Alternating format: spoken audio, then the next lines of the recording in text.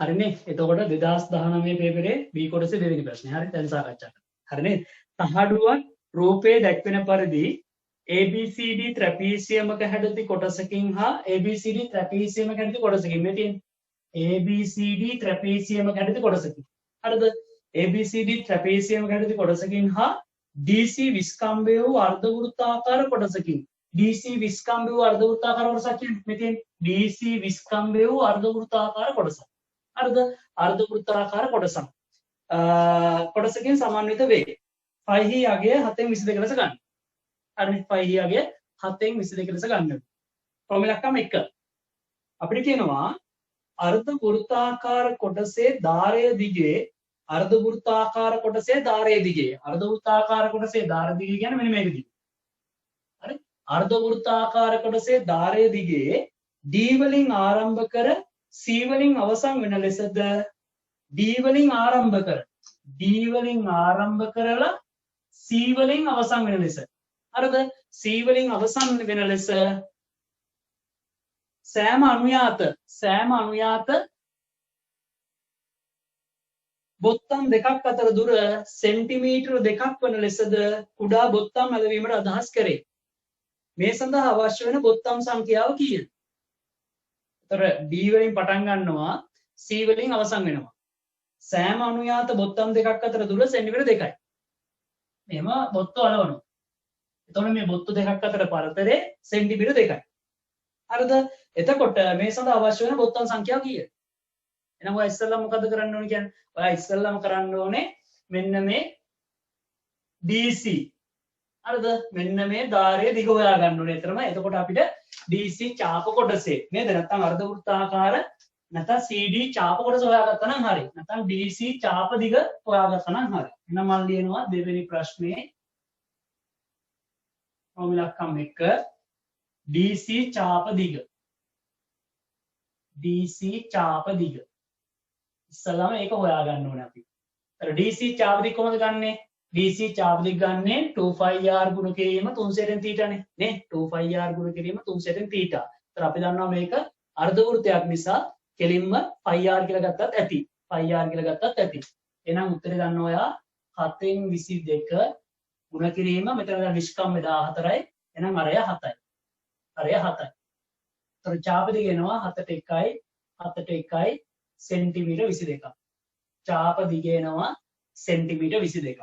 ඒතර CD නැත්නම් DC චාප දිග සෙන්ටිමීටර් 22යි. හරිද? සෙන්ටිමීටර් 22යි. ඊට පස්සේ අපි දැන් දන්නවා මෙන්න මෙතනින් පටන් අරන් සෙන්ටිමීටර් 2 පරතර තියාගෙන මේකේ මොනවද අලවනවා කියන්නේ? බොත්තම් ඇලවීමට අදහස් කරලා තියෙනවා. එහෙනම් අපි ඊට පස්සේ බලන්න ඕනේ මේකේ පරතර කීයක් තියෙනවද කියලා. පරතර කීයක් තියෙනවද කියලා බලන්න ඕනේ. එhmenan පරතර ගණන. පරතර ගණන. ඒතර පරතර ගණන එනවා කීයක්ද? මෙතන ඉඳලා මෙතෙන්ට දිග කීයද? 22යි. එහෙනම් 22 බෙදීම 2. 22 බෙදීම 2. ඒ සෙන්ටිමීටර 2 2නේ. නේද? සෙන්ටිමීටර 2 2. එක එක කිව්වනම් 22 එකකින් බෙදෙන්නේ. හරි?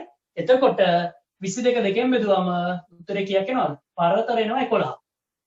පරතර එනවා 11. ඊට පස්සේ පුතේ මට ඔයාලට මේකේ තව කතාවක් කියන්න ඕනේ. දැන් අපෙන් අහන්නේ බොත්තම් කීයක් ඕනද කියලානේ. හරිද? මේ බලන්නකෝ.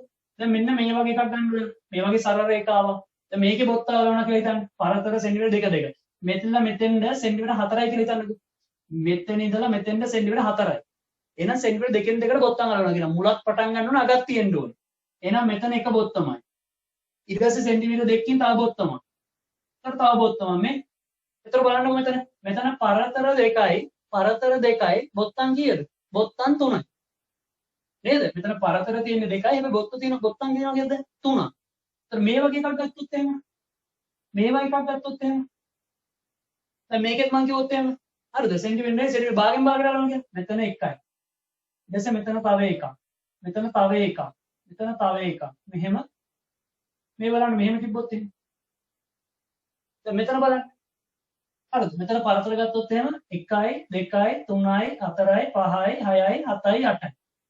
කොත්තු ගණන් කරලා බලන්න. 1 2 3 4 5 6 7 8. එතකොට දැන් අපි ළමයින්ට ප්‍රශ්නයක් එන්න පුළුවන්. ඇයි සර් මෙතන පරතර 2යි තියෙන්නේ බොත්තු 3ක් වුණා. මෙතන පරතරත් 8යි බොත්තුත් 8යි. ඉතින් මේක චුට්ටක් මතක තියාගන්න එක්සෑම් එකේ මේ අවස්ථා දෙක තමයි ඔකේ ආවොත් එන්න පුළුවන්නේ. හරිද? මෙතනින් පටන් ගන්නෙ. එතකොට ඒ පටන් ගන්න එකත් එක්ක නැවත ආයේ මෙයා සම්බන්ධ වෙන්නේ නැහනේ. ඒ කියන්නේ මේ සරල රේඛාවක් තියෙන්නේ. ඒතර මෙතෙන්දි පරතර ගානට වඩා බොත්තු ගාන වැඩි වෙන්න ඕන එකක්. මේකෙත් එහෙම මේ නැවත ආරම්භක ලක්ෂණ ආවේ නැහැනේ. ඒ කියන්නේ පටන් ගත්ත ලක්ෂය ඉඳලා අන්ත ලක්ෂයක් මෙහෙ තියෙන හැබැයි ඒ පටන් ගත්ත ලක්ෂයයි ආරම්භ ලක්ෂයයි අන්ත ලක්ෂය දෙකම එකක් නෙවෙයි. දැන් මේක බලන්න මේ මෙතනින් ආරම්භ කරා කියලා දැන්. එතකොට මේ නැවත ඒ ආරම්භ ලක්ෂණ ඇවිල්ලා තියෙනවා. තේරෙනවද? එතකොට මේක දැන් මෙතනින් පටන් අරන් මෙතනින් තමයි අවසන් වෙන්නේ. ඕක මෙතෙන්ටම ආවනම් එහෙම ඒ දුරයි පරතර ගන්නයි ඒ කියන්නේ එතන තියෙන බොත්තු ගානයි පරතර ගානයි සමානයි. මේකේ වගේමයි. පැහැදිලිද? එහෙනම් මෙතන මෙන්න මේ වගේ එකක් තමයි මේකෙත් වෙන්නේ. එහෙනම් මොකද්ද වෙන්න ඕනේ කියන මට දැන් මෙතන ඔයා පරතර ගන්න හොයාගත්තා 11යි. එහෙනම් බොත්තම් ගණන කීයක් වෙන්න ඕනද පුතේ? බොත්තම් ගණන වෙන්න ඕනේ. බොත්තම් ගණන හරි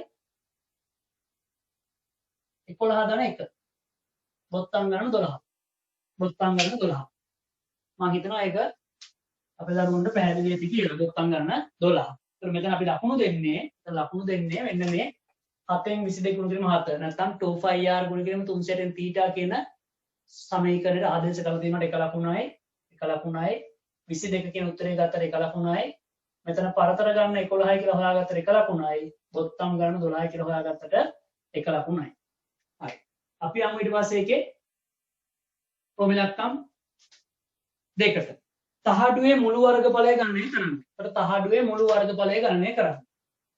එමනම් තහඩුවේ මුළු වර්ගඵලය අපිට ගණනය කරගන්න පුළුවන්.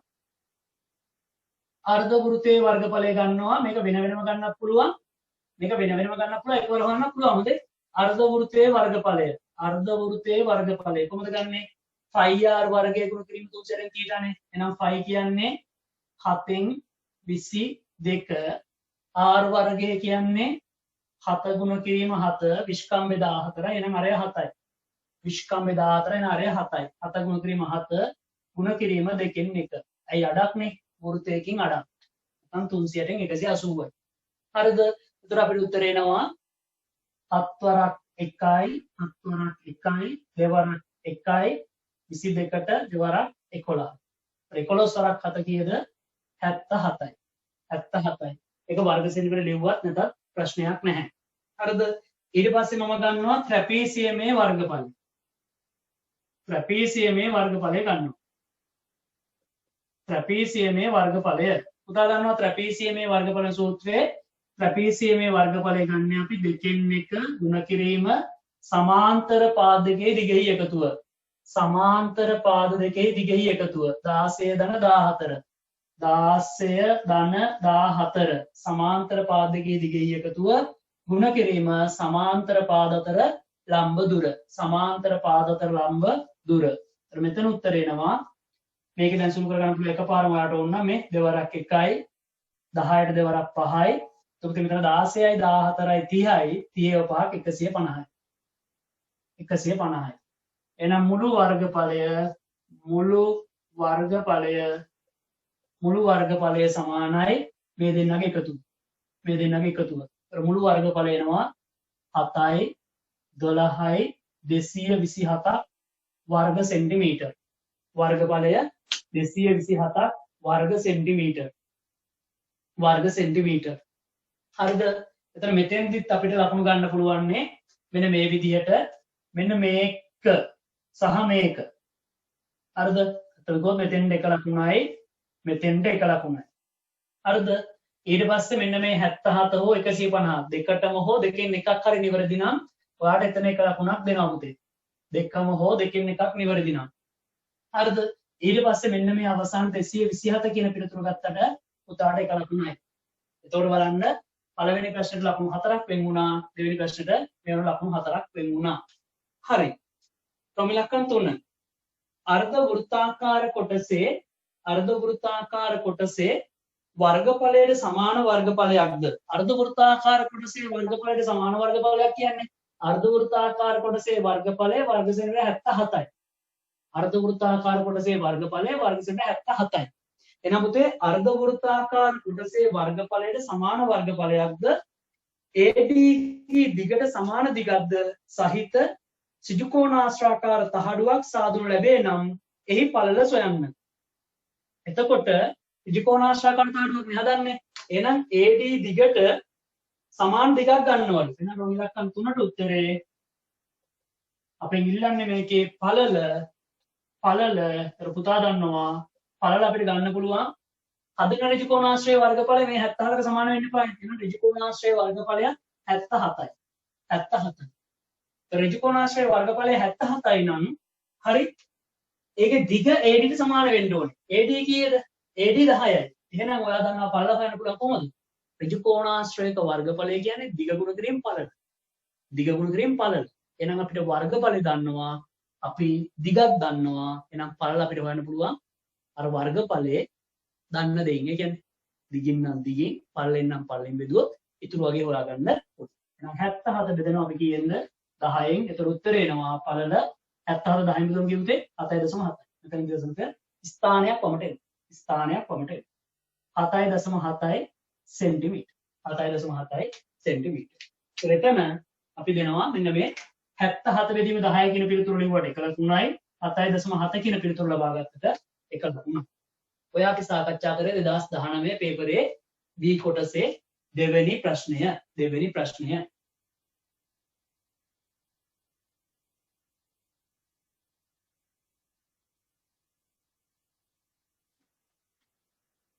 තුන්වෙනි ප්‍රශ්නේ බලන්න පුතේ 2019 ඕරල් පේපරේ B කොටසේ නේ එක පත්‍රයේ B කොටසේ තුන්වෙනි ප්‍රශ්නේ. කුමාර නගර සභා සීමාව තුළ වෙළඳ ව්‍යාපාරයක් පවත්වාගෙන යයි. ඒ ඔහුගේ ව්‍යාපාරික ස්ථානයේ වාර්ෂික තක්සේරු වටිනාකම රුපියල් 40000කි. එම නගර සභාව 22ක වාර්ෂික වරිපණම් බද්දක් අය කරයි. හරිද? එතකොට වාගේ ඔයා ඉර ගහ ගන්න ඕනේ වාර්ෂික තක්සේරු වටිනාකම කීයද? රුපියල් 40000යි. එම නගර සභාව 22ක වාර්ෂික වරිපණම් බද්දක් අය කරයි. ඔමලකම් එක වාර්ෂිකව ගෙවිය යුතු වරිපණම් බදු මුදල සොයන්න. එහෙනම් ඔයා වාර්ෂිකව ගෙවිය යුතු වරිපණම් බදු මුදල කොහොමද හොයන්නේ? වාර්ෂිකව ගෙවිය යුතු වරිපණම් බදු මුදල. වාර්ෂිකව ගෙවිය යුතු වරිපණම් බදු මුදල ගන්න පුළුවන්. ඔයා දන්නවා වාර්ෂික වටිනාකම නැත්නම් තක්සේරු වටිනාකම රුපියල් 40000යි. 40000න් 22ක් වාර්ෂිකව වරිපණම් බදු ගෙවන්න ඕනේ. 22ක්. එහෙනම් 40000 ගුණ කිරීම 122 එතන බිංදු දෙකට බිංදුව සුළු කරන්න පුළුවන්. ඒතර අපි දන්නවා පිළිතුර ලැබෙනවා 0.22 වරක් 4 88යි. 88යි. නැත්තම් 4 චක්‍රයෙන් ගුණ කරන්න පුළුවන්. අගට බිංදු 2යි 4 2 8යි 4 2 8යි. රුපියල් 8800යි. රුපියල් 8800යි. ඒතර බදු මුදල එන්නේ රුපියල් 8800ක්.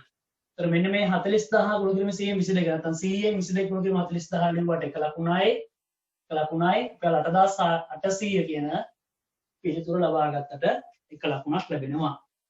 හරිද? ඊට පස්සේ අපෙන් අහනවා කාර්තුවකට වරිපණම් බදු වශයෙන් ඔහු කොපමණ මුදලක් ගෙවිය යුතුද? කාර්තුවකට ගෙවිය යුතු වරිපණම් බදු මුදල. කාර්තුවකට ගෙවිය යුතු වරිපණම් බදු මුදල ගන්න මොකද කරන්නේ? මේ තියෙන්නේ වාර්ෂික වරිපණම් බද්ද. මේ තියෙන පුතේ වාර්ෂික වරිපණම් බද්ද. රුපියල් 8800යි. 8800 බෙදනවා පුතා දන්නවා වසරකට කාර්තු 4යි නේ. කාර්තුවක් කියන්නේ මාස 3ක්. ඒතර වසරකට කාර්තු 4යි. එහෙනම් 8800 බෙදනවා 4ෙන්. ඒතර උත්තරේ එනවා 8800 4ෙන් බෙදපුවම රුපියල් 2200ක්. 8ට 4 ඒවා 1 2යි 8ට 4 ඒවා 2යි 2200. 2200ක්. මෙතන අපිට පිළිතුරු ලබා ගන්න පුළුවන් නේ ලකුණු දෙන්නේ මෙන්න මේ 8800 වෙදීම 4 ලිව්වට 1 ලකුණයි 2200 කියන පිළිතුරු ලබා ගත්තට 1 ලකුණයි. හරිද? ඊට පස්සේ අපි එනවා B වාර්ෂික ආදායම රුපියල් දීලා තියෙනවා. ඊට පස්සේ ආදායම් බදු ප්‍රතිශතය දීලා තියෙනවා. ඒතර ඉහත වගුවට අනුව කුමාර වර්ෂයකට රුපියල් 12000ක මුදලක් ආදායම් බද්ද ලෙස ගෙවයි. ඔහුගේ වාර්ෂික ආදායම කොපමණද? ඒතර අපිට කියනවා මෙන්න මේ වගුවට අනුව තමයි කුමාර කියන එකනා බදු ගෙවන්නේ. ඒතර එයාගේ ආදායම් බද්ද රුපියල් 12000යි. ආදායම් බද්ද රුපියල් 12000යි. ඔහුගේ වාර්ෂික ආදායම කොපමණද අහනවා. හරිද? ඒතර අපිට ඉස්සලා බලන්න පුළුවන් මෙයාගේ බදු අය කරන ආදායම කොච්චරක්ද කියලා. බදු අය කරන ආදායම කොච්චරක්ද කියලා බලන්න පුළුවන්. බදු අය කරන ආදායම. එහෙනම් මම පිළිතුර ගන්නවා B කොටසට. බදු අය කරන ආදායම. බදු අය කරන ආදායම. බදු අය කරන ආදායම. ඒතර අපි දන්නවා මේකේ දැන් සාමාන්‍යයෙන් බලන්නකො දැන් පළවෙනි ලක්ෂ 5 ආදායම් බද්දෙන් නිදහස්. ඊළඟ ලක්ෂ 5ට 4%යි. ඒතර පුතේ ලක්ෂ 5කට 4% කියන්නේ පාසලු කරලා බලුවොත් ඔයාලට පැහැදිලි වෙනවා ලක්ෂ 5කට 100කට 4ක් කියන්නේ පුතේ 4% කියන්නේ මෙතන රුපියල් 20000ක් නේ. ඒ කියන්නේ එයාගේ ආදායම පළවෙනි ලක්ෂ 5 ඉක්මවලා තවත් ලක්ෂ 5ක් වැඩියෙන් තිබ්බොත් එහෙම. කියන්නේ පළවෙනි ලක්ෂ 5ට ආදායම් බදු අය කරන්නේ නැහැනේ. ඊට පස්සේ තවත් ලක්ෂ 5ක ආදායම තිබ්බොත් එහෙම එයාට ආදායම් බදු ගන්නවා 20000. නමුත් මේ කුමාර කියන කෙනා ගෙවලා තියෙන්නේ කීයද? 12000යි. එහෙනම් මෙයා බදු ගෙවලා තියෙන්නේ 104 කියන බදු බෙසට යටතේ තමයි බදු ගෙවලා තියෙන්නේ. හරිද? එහෙනම් මට ගන්න පුළුවන් බදු අය කරන ආදායම ලබා ගන්න පුළුවන් කොහොමද? මේ බලන්නකෝ. මෙයා බදු ගෙවුවා රුපියල් කීයක්ද? 12000. බදු ගෙවුවා රුපියල් 12000. ඒතර ඔයාලට පැහැදිලි වෙනව නේද මේ බලන්න? ආදායම් බද්ද අය කරන්නේ පළවෙනි ලක්ෂ 5 ආදායම් බද්දෙන් නිදහස් ඊළඟ ලක්ෂ 5ට 4%යිනේ. එහෙම වුණොත් 20000ක් බදු වෙනවනේ. ඒතර 20000ට වඩා අඩුයිනේ 12000. එහෙනම් අපිට පුළුවන් මේ බද්ද අය වෙලා තියෙන 100 කීය ගානේද? 104 ගාන. එතකොට මේ 4 ගානේ අය වෙච්ච 12000ක් තමයි තියෙන්නේ. එහෙනම් අපිට මේක කරන්න පුළුවන්. මෙන්න මේ 12000 4ෙන් බෙදලා 100ෙන් ගුණ කරොත් 12000 4ෙන් බෙදලා 100ෙන් ගුණ කරොත් මෙන්න මේ රුපියල් 12000ක බද්දක් අය කරේ නැත්නම් කුමාර විසින් බද්දක් ගෙව්වේ කොපමණ ආදායම වලද කියලා හොයාගන්න පුළුවන්. හරිද? මොකද 100ට 4ක බදු පෙසදෙන තමයි මේ 12000 ගෙවලා තියෙන්නේ. පැහැදිලි? එහෙනම් මෙතන 4 වරක් 1යි, මෙතන 12ට 4 වරක් 3යි. එතකොට 3 වරක් 1 3යි. අගට බිංදු 5. අගට බිංදු 5. හරිද? එහෙමනම් එතන එනවා කියද්ද බදු අය කරන ආදායම කියක් එනවද? බදු අය කරන ආදායම එනවා ලක්ෂ 3ක්. හරිද? එහෙමනම් අපිට දැන් ලියන්න පුළුවන් කුමාරගේ වාර්ෂික ආදායම. වාර්ෂික ආදායම. වාර්ෂික ආදායම. වාර්ෂික ආදායම කොහොමද ගන්නෙ? වාර්ෂික ආදායම ගන්න ඔයා දන්නවා පළවෙනි ලක්ෂ 5 ආදායම බද්දෙන් නිදහස්. එහෙනම් එයා අනිවාර්යයෙන්ම ලක්ෂ 5ක ආදායමක් මුලදී ලබලා ඉවරලා තමයි ඉතුරු ලක්ෂ 3 තමයි ආදායම් බදු ගෙවන්නේ. ඉතුරු ලක්ෂ 3ට තමයි එයා ආදායම් බදු ගෙවන්නේ. මේ බදු නිදහස් ආදායම. මේ යා බදු ගෙවන ආදායම. උත්තරය එනවා රුපියල් ලක්ෂ 8ක්. රුපියල් ලක්ෂ 8ක් නැත්නම් 800,000ක් එනවා. 800,000ක් එයාගේ වාර්ෂික ආදායම. වාර්ෂික ආදායම. එතකොට මෙතන වාර්ෂික ආදායම ගන්නවට අපි මෙතන ලකුණු දෙන්නේ මෙන්න මේ 12000 බෙදීම 4 ගුණ කිරීම 100. නැත්නම් 100ෙන් 4 යනු 12000 නම් 100ක් යනු කීයද කියලා ඒ ගණනය කිරීම කොහොම කරත් කමක් නැහැ. මෙන්න මෙතෙන්ට ලකුණු 2යි, මෙතන ලකුණු 2යි. ඊට පස්සේ ලක්ෂ 3 කියන පිළිතුර ලබා ගත්තට 1 ලකුණයි, ලක්ෂ 3 කියන පිළිතුර ලබා ගත්තට 1 ලකුණයි. ඊට පස්සේ මෙන්න මෙතන හරි ලක්ෂ 5ට ලක්ෂ 3ක් එකතු කරනවා කියලා කිව්වට ලකුණු 2යි, ලකුණු 2යි. ඊට පස්සේ අවසාන රුපියල් ලක්ෂ 8 කියන උත්තරේ ගන්නවට 1 ලකුණයි. 1 ලකුණයි. ඒත් බලන්න ඒකේ සමස්ත වශයෙන්ම ලකුණු 10ක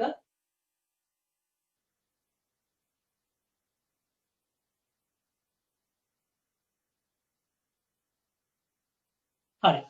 බලන්න හතරවෙනි ගාන අපිට කියනවා පන්තියක සිසුන් 40 දෙනෙකු පරීක්ෂණයකදී ලබාගත් ලකුණු ඇසුරෙන් පහත සඳහන් අසම්පූර්ණ සංඛ්‍යාත ව්‍යාප්තියක් අදාළ අසම්පූර්ණ ජාල රේඛයක් සකස් කර ඇත.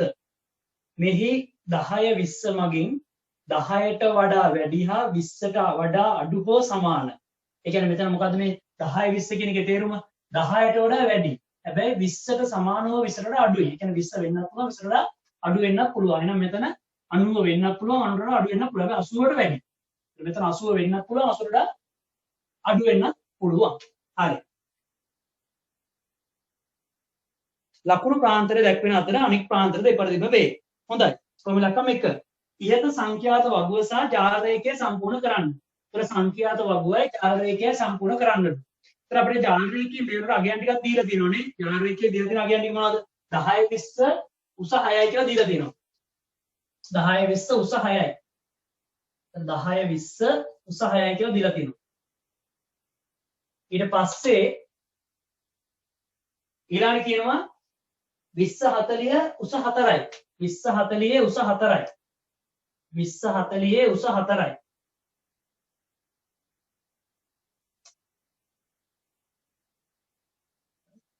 ඊට පස්සේ 40 50 උස 7යි. 40 50 උස 7යි. 40 50 උස 7යි.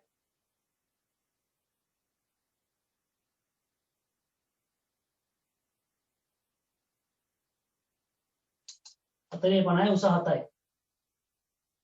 ඊට පස්සේ අවසාන 80 90 80 90 උස 4යි. 80 90 උස 4යි.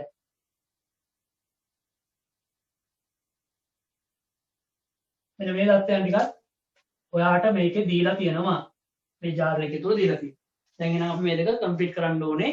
කොහොමද වෙන්නේ බලමු. බලන්න පුතේ 10 20 6යි. උසාර නෙමෙයි. 10 20 උස 6යි. හරි.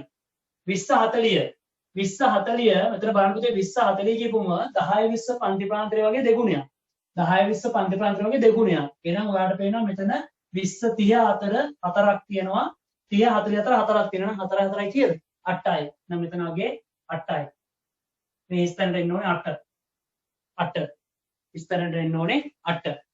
ඊට පස්සේ 40 50 40 50 පන්ති ප්‍රාන්තර කුඩා පන්ති ප්‍රාන්තරයටම සමාන වෙනවා නේද? පරතරේ. එතකොට පන්තික තරම සමානයි මෙයත් එක්ක බලනකොට එහෙනම් උත්තරේ වෙන්නේ මෙතන 7. 7. හරිද? 40 50 උස 7යි. එතන 7 නිවන් හරි. ඊට පස්සේ අපි 80 90 බැලුවොත් එහෙම 80 90 හරි මේ පන්ති ප්‍රාන්තර සමානයි. නේද? මේ තරමටම සමානයි. එහෙනම් 4යි. 4යි. ඒතර අපි දැන් වගුව කම්ප්ලීට් කරා. මෙන්න මෙතන දැන් අපි ජාල රේඛය සම්පූර්ණ කරන්න ඕනේ. ජාල රේඛය අපෙන් අහන්නේ මොකද්ද? 50 80. 50 80 මෙතන 15ක් දීලා තිනවා. පුතා දන්නවතර 50 80 කියන්නේ 50 80 කියන්නේ මේ පරතර වගේ. දැන් මෙතන තියෙන 10 20 නේද? එතන පන්ති ප්‍රාන්තරයේ තරම කීයද? තරම 10යිනේ. නේ 10 ඉතින් 20 දක්වා ගණන් කරොත් 11ක් වෙනවා. නමුත් මෙතන 10ක් කිව්වොත් එහෙම. මෙතන තරම 10ක් ලෙස ගත්තොත් එහෙම ඒ වගේ ඒවා කීයද මෙතන තියෙන්නේ? 3 ගුණයක් තියෙනවා. 3 ගුණයක් තියෙනවා. එතකොට 15 3ෙන් බෙදන්න ඕන. 15 3ෙන් බෙදලා තමයි මෙතන උස ගන්න. හරිද? 15 3ෙන් බෙදලා තමයි මෙතන උස ගන්නෙ. එහෙනම් අපි දන්නවා 15 3ෙන් බෙදුවම 5යි. 5යි. එහෙනම් මෙතන උස එන්නේ 5. මෙතන උස එන්නේ 5.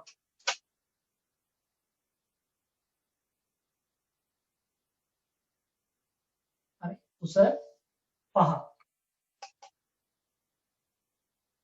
හරි. එතකොට මෙතන මම ලකුණු දෙන්නේ මෙන්න මේකේ මේ 8 කියන පිළිතුරට එක ලකුණයි 7 කියන පිළිතුරට එක ලකුණයි 4 කියන පිළිතුර ලබා ගන්නතර එක ලකුණයි. හරිද? එක ලකුණයි. ඊට පස්සේ ඔයා අර ඉහත සංකේත වගුව සම්පූර්ණ කරලා ජාල රේඛය සම්පූර්ණ කරනවානේ. එතකොට 50 90 50 80 මෙන්න මෙතන 50 80 ස්තම්භය නිර්මාණය කරනකොට ඔයාට එක ලකුණක් ලැබෙනවා. 50 80 ස්තම්භය නිර්මාණය කරනකොට එක ලකුණක් ඔයාට ලැබෙනවා. හරි. ඊට පස්සේ අපි යමු රෝම ලක්ෂණ දෙකට. ලකුණු 40ට වඩා වැඩියෙන් ලබාගත් සිසුන් සංඛ්‍යාව මුළු සිසුන් සංඛ්‍යාව ප්‍රතිශතයක් ලෙස ලියන්න. ලකුණු 40ට වඩා වැඩියෙන් ලබාගත් ළමයි සංඛ්‍යාව මුළු සිසුන් සංඛ්‍යාවේ ප්‍රතිශතයක් ලෙස. දැන් බලමු 40ට වඩා වැඩියෙන් ගත්ත ළමයි මේ ඉන්නේ. 40ට වඩා වැඩියෙන් ගත්ත ළමයි කියන්නේ මෙන්න මේ ටික. මෙන්න මේ ටික. කවුද එහෙනම්?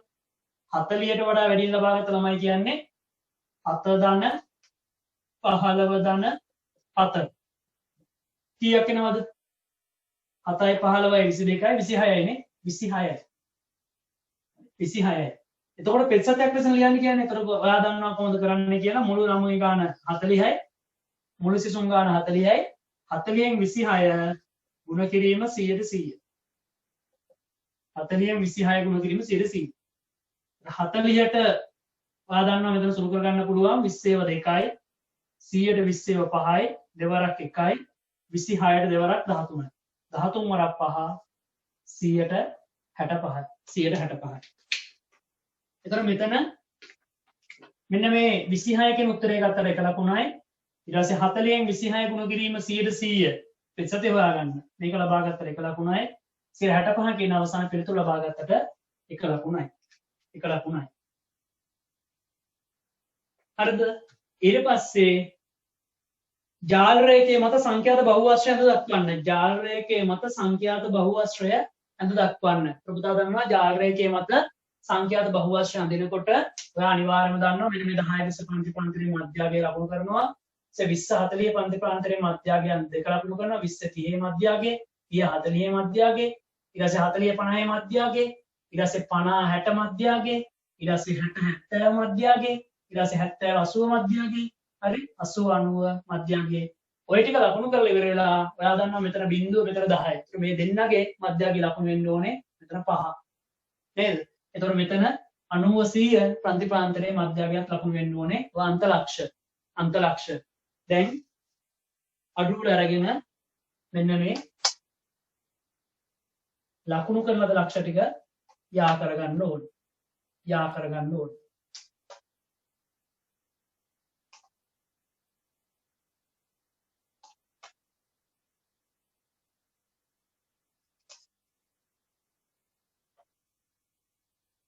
අන්ත ලක්ෂ දෙක මෙන්න මෙතන 5 සහ මෙන්න මෙතන 95 ලකුණු කරාට අන්ත ලක්ෂ ලකුණු කරාට ලකුණු දෙකයි. අන්ත ලක්ෂ ලකුණු කරාට ලකුණු දෙකයි. මෙතන අන්ත ලක්ෂය මෙතන අන්ත ලක්ෂය ලකුණු දෙකයි. හරිද? ඊට පස්සේ ඉතිරි ටික ඉතුරු මධ්‍යගයන් ටික ලකුණු කරලා සම්පූර්ණ ජාල රේඛය නිර්මාණය මේ සංඛ්‍යාත බහුවශ්‍රය නිර්මාණය කරාට නිවැරදි බහුවශ්‍රය නිර්මාණය කරාට 1 ලකුණයි. නිවැරදි බහුවශ්‍රය නිර්මාණය කරාට 1 ලකුණයි. හරිද? ඔන්න අපේ ඒ 2019 ප්‍රශ්න පත්‍රයේ B කොටසේ 4 වෙනි ප්‍රශ්නේ සංඛ්‍යා